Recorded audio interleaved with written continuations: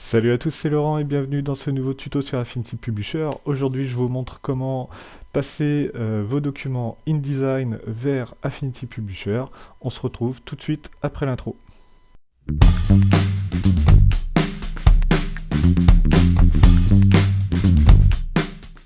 Bienvenue dans ce nouveau tuto sur Affinity Publisher. Aujourd'hui, je vous montre donc comment réaliser un fichier InDesign pour ensuite travailler dans Affinity Publisher avec. Donc là, comme vous pouvez le voir, j'ai créé un petit carnet de recettes. Donc dans ce carnet, on fait un peu le tour ensemble, je vais vous montrer ce qu'il y a. Dans ce carnet, on a donc créé une maquette, un gabarit dans InDesign, c'est comme ça que ça s'appelle, qui me permet donc d'avoir ensuite toutes mes pages de manière similaire dans le document.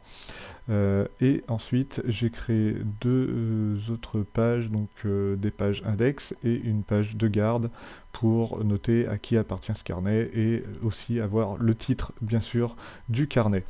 Donc ce document-là a été créé, je ne vais pas venir en détail dessus pour vous montrer comment il a été créé, mais comme vous pouvez le voir, il y a des tableaux. Hop là, excusez-moi. Il y a donc ici des tableaux qui ont certaines particularités. Il y a un fond en trame et il y a du texte avec une typo assez particulière. Et puis aussi des icônes, des petits graphismes qu'on retrouve un petit peu partout. Et aussi des numéros de page. Et donc, pour envoyer ce document-là vers Affinity Publisher, vous allez devoir faire la manipulation suivante, qui est donc fichier enregistré sous, et vous allez enregistrer votre document InDesign en InDesign CS4 ou ultérieur, soit de l'IDML. Et donc là, hop, vous voyez que moi je l'avais déjà fait, je clique ici, j'enregistre, et ensuite on va se retrouver dans Affinity Publisher. Donc nous voici dans Affinity Publisher, et donc pour ouvrir votre document InDesign, donc enregistré en IDML précédemment, vous n'avez qu'à ouvrir hop, votre fichier tout simplement, et il sera directement pris en charge. Et donc vous allez voir que là, ça devrait s'ouvrir assez rapidement. Alors ça dépend de vos créations, hein. Là on est sur quelque chose de très simple, donc ça s'ouvre assez rapidement.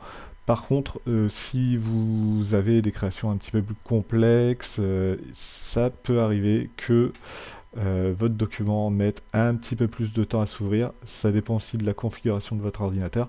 Mais en tout cas, là, comme vous pouvez le voir, sur un carnet assez simple, en noir et blanc, avec un peu de texte, quelques tableaux et des icônes, on n'a pas trop de problèmes. Donc, notre document InDesign est ouvert.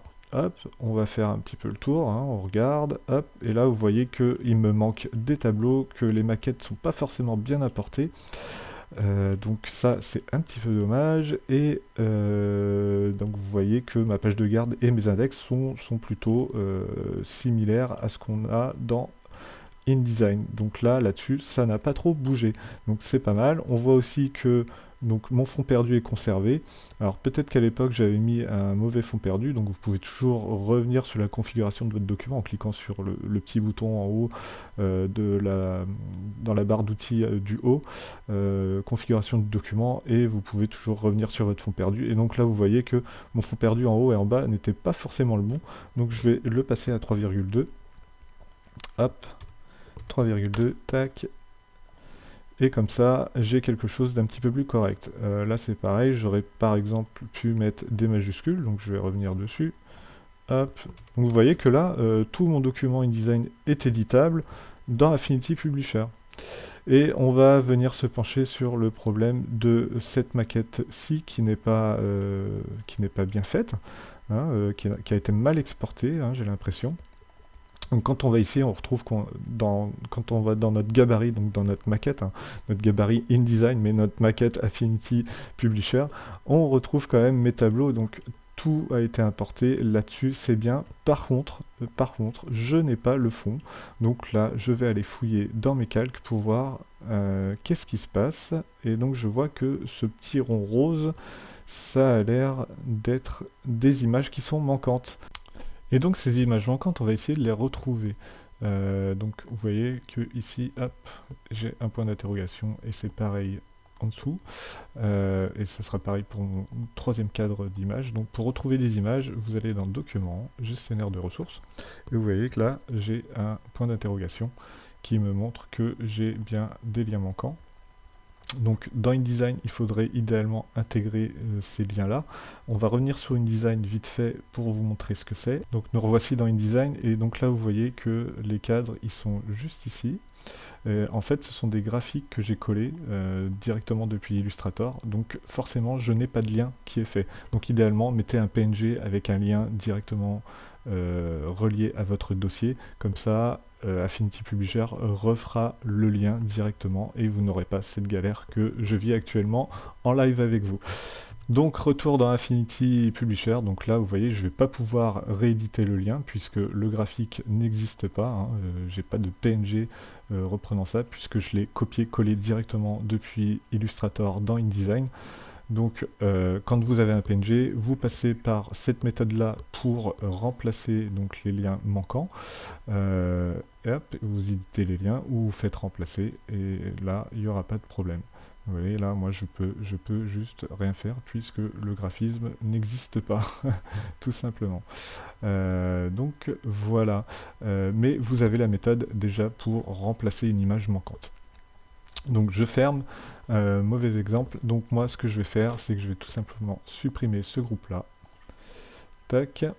Et je vais venir chercher là, par contre, l'image que j'ai. Alors je comprends pas pourquoi par contre ici il me l'a gardé. Donc je fais un CTRL-C, je retourne dans mon gabarit, je fais un CTRL-V. Tac, je réajuste. Comme ça j'ai une maquette un petit peu plus correcte par rapport à l'original. Et je passe en arrière-plan grâce au bouton organiser, placer derrière, que vous retrouvez dans la barre d'outils du haut. Et donc ensuite, je viens vérifier si mon gabarit est bon sur mes autres pages. Donc là, il a l'air d'être bon, mais... Et du coup, bah, il faut que j'applique tout simplement mon gabarit ou ma maquette aux pages qui sont destinées à avoir donc ces tableaux qui sont bien intégrés dans ma maquette. Enfin, ces tableaux, ces lignes qui sont bien intégrées dans ma maquette.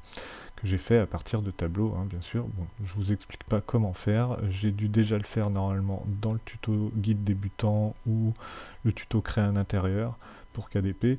Donc là, pas de souci, je vous mets le lien en haut à droite pour que vous puissiez regarder cette vidéo.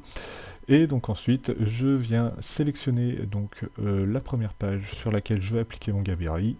Je descends, hop, je vais jusqu'à la dernière page, je maintiens Shift et je clique. Comme ça, toutes mes pages sont sélectionnées.